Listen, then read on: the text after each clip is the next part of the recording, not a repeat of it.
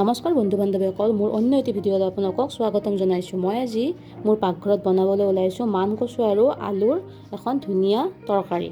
প্ৰথমে মান কচুটো কাটি লওঁ।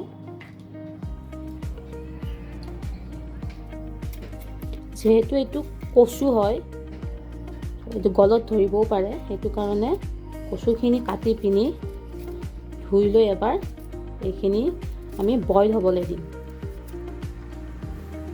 কচুখিনি এনেকৈ ইমানখিনি সাইজত কাটি লওঁ।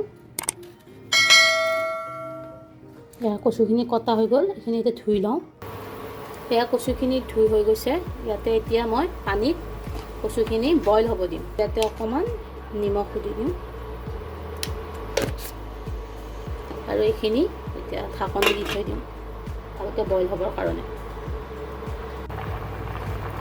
এয়া কচুখিনি বইল কৰা হৈ গ'ল। এতিয়া কচুখিনি উঠাই ল'ম। কেৰাহীটো বহাই ল'লোঁ, কেৰাহীটো গৰম হ'বলৈ দিওঁ।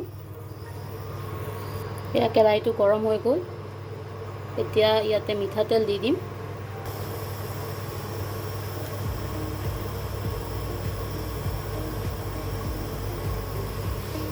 আমাৰ তেলটো গৰম হৈ গ'ল। এতিয়া ইয়াতে গোটা জিৰা অলপ দিলোঁ, শুকান জলকীয়া এটা,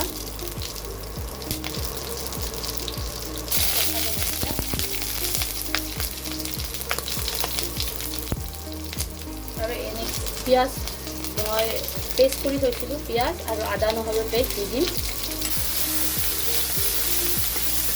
পিঁয়াজ আৰু আদা নহৰু পেষ্টখিনি দিয়া হৈ গ'ল। এতিয়া মই বিলাহী পেষ্ট কৰি থৈ দিছিলোঁ, সেইখিনি দি দিম।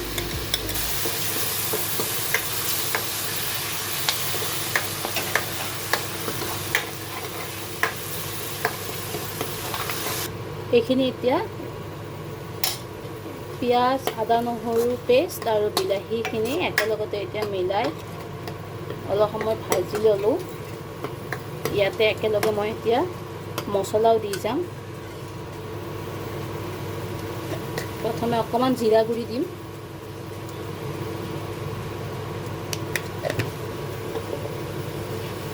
অকণমান ধনিয়া গুড়ি,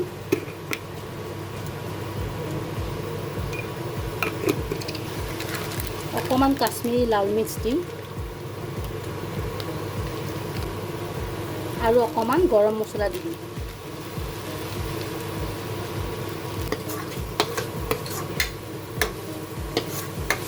এইখিনি গোটেই মিলাই ল'লোঁ। এতিয়া অলপ হালধি দি দিওঁ।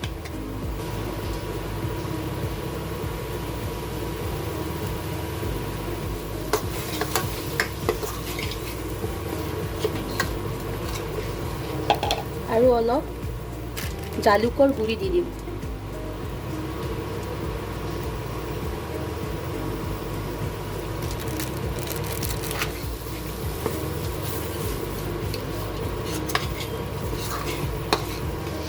মছলাখিনি ভালদৰে মিক্স হ'বৰ কাৰণে ইয়াতে অকণমান পানী দি দিম।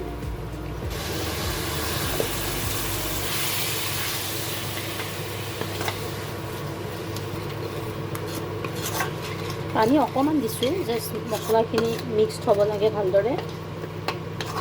আৰু পানীটো দিলে আপোনাৰ মছলাখিনি মানে পুৰি নাযায়,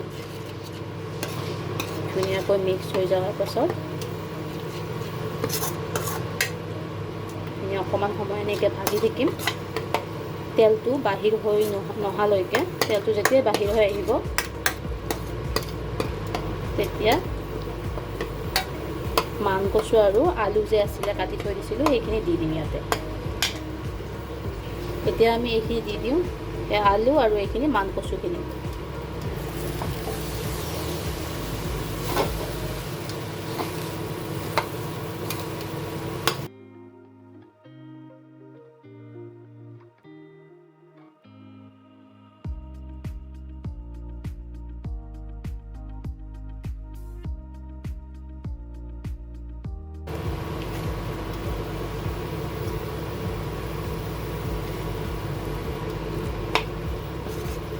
এতিয়া এইখিনি অকণমান সময় এনেকৈ ভাজি ল'ম।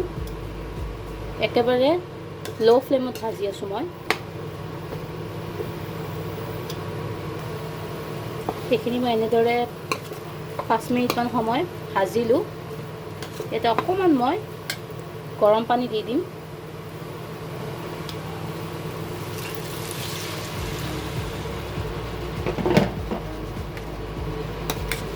অলপমান দিছোঁ যাতে মছলাখিনি তলত লাগি নাযায়, সেইটো কাৰণে।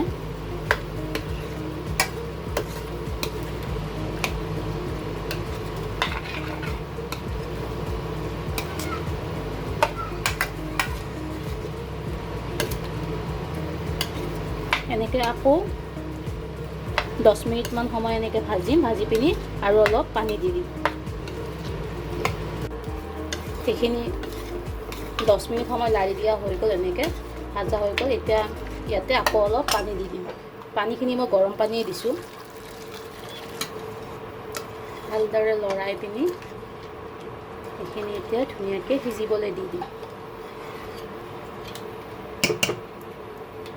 পানীখিনি শুহি পিনি গোটা হৈ যোৱালৈকে এইটো ৰাখি দিম।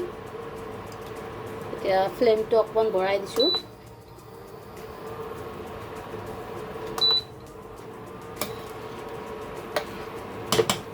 এইখিনি এতিয়া ঢাকনি দি থৈ দিম।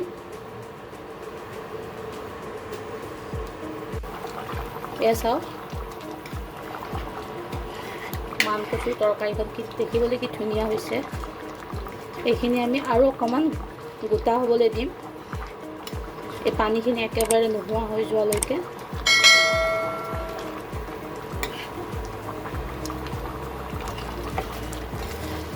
এয়া আমাৰ মান কচুৰ তৰকাৰীখন ৰেডি হৈ গৈছে।